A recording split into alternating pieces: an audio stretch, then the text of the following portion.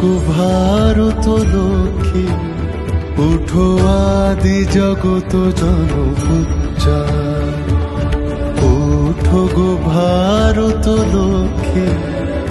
উঠো আদি জগত জনপুজ্জা দুঃখ দৈন সবনাশী করো দূরিত ভারত লজ্জা ছাড়ো গো ছাড়ো সুখ সজ্জা করো সজ্জা পুন কমল কনক বন ধান্যে